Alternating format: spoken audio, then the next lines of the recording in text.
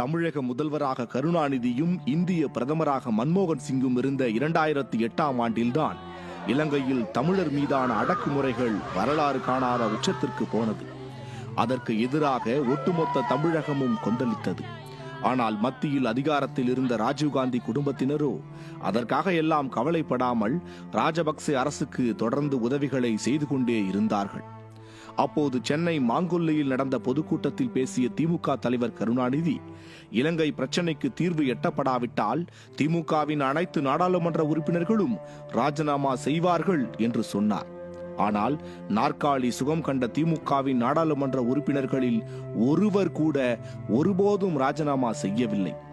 இலங்கை தமிழர்களுக்காக உண்ணாவிரதம் இருக்கிறேன் என்ற கருணாநிதி 2009 ஏப்ரல் 27ஆம் தேதியன்று ஒரு நாடகம் போட்டார். அரை நாளை கூட உண்ணாவிரதம் தாண்டாத நிலையில் இலங்கை